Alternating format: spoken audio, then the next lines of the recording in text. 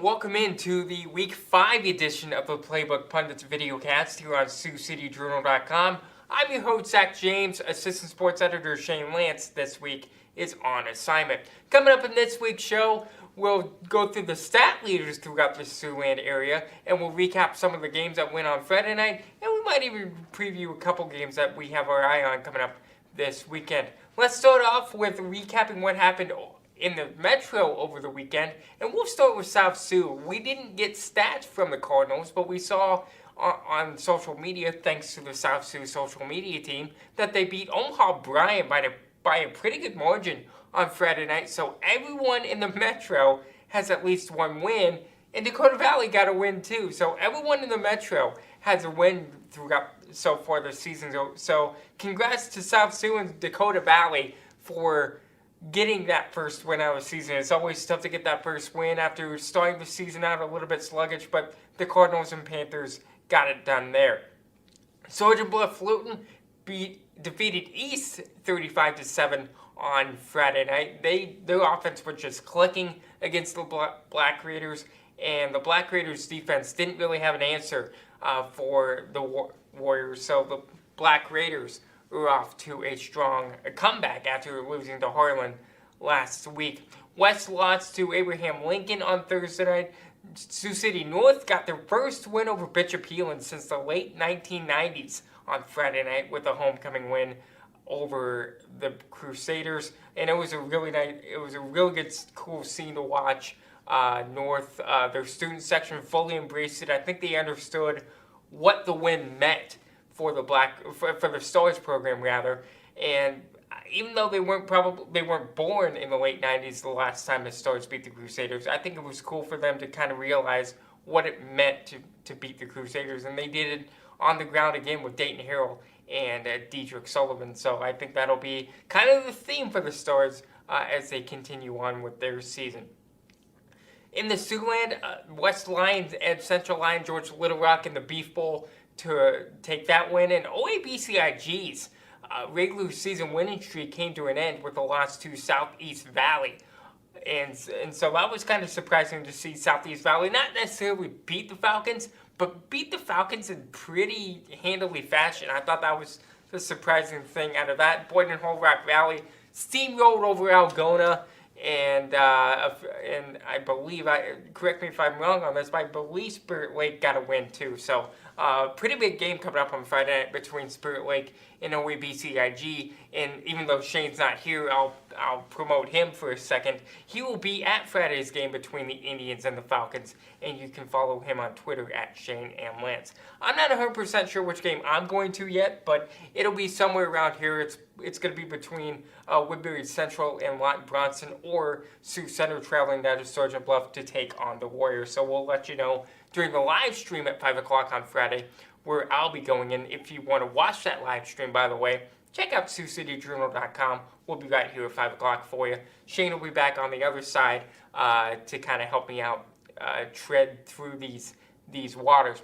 Let's take a look at some statistical leaders throughout the area. I thought this would be a good opportunity, since I'm alone this week, to kind of roll through this list, give some kids some shout-outs, and recognize them for their fast start throughout the first 4 weeks of the season. Let's start off with overall touchdowns. The state leader is Eddie Burgess of Montezuma. I know Montezuma's not in our area, but I just kind of wrote down who the state leaders were in each category, just to give you a gauge of how far behind those certain kids are the state leaders. And Burgess is the state leader in Iowa with 36 total touchdowns. Our area leader in 9th place is Mason Dix of New Ofonda. He has 19. Jackson DeWald, who, by the way, will be our Siouxland Athlete of the Week this week. I wanted to save him for wrestling, but he just had a monstrous game on Friday night, so we're going to give him some recognition. And he's on this list, 1, 2,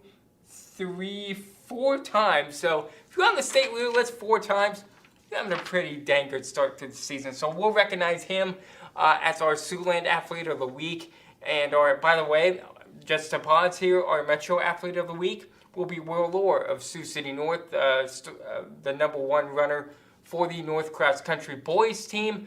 He was the homecoming king last week for North, and he also led the Stars in the Heartland Classic down in Pella. So I thought that was a good opportunity for him just to recognize him and his accomplishments that he's had as a Stars runner. But just continuing on with the list, DeWald is 12th in touchdowns with 18. Cale Ortman of Remsen St. Mary's has 15. He's tied for 19th. There's like 11 guys who's tied for 19, so he's in a pretty big mix there. And tied for 30th is Falcons quarterback Beckett DeJean with 14. All-purpose yards, DeWald is the area leader in that category too with all-purpose yards. He has 1,045 all-purpose yards through 4 games. West senior Drew Benson is 26 with 791, and River Valley's Ethan Thomas has 716 all-purpose yards. Now, if we kind of transition to passing yards, Burgess is a state leader in that with 1,190 yards. Sergeant Bluff-Luton junior quarterback Tyler Smith is the area leader. He has 1,018, counting Friday's win over the Black Raiders. West Sioux quarterback Dylan Wiggins has 912. East quarterback Luke Longvall is 22nd in the state overall. All classes, this is all classes by the way. He's 22nd in the state with 848 passing yards.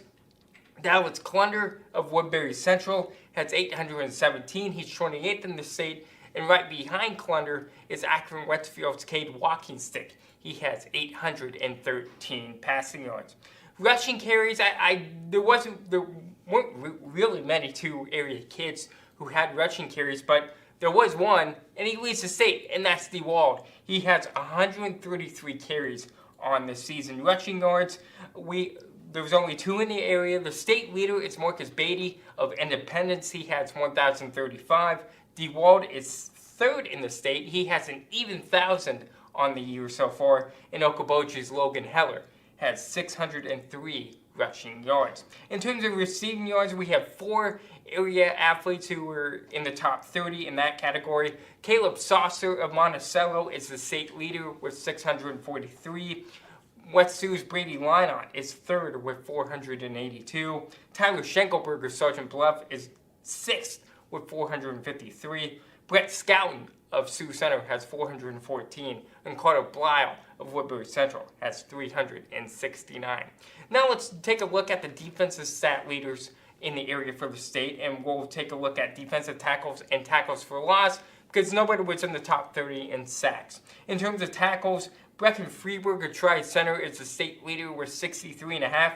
We only have 1 in the top 30 in terms of total tackles statewide, and that was Sioux Central's Jacob Horians, who has 49 total tackles. Now, he has 45 solo tackles, and that does lead the state of Iowa in terms of solo tackles.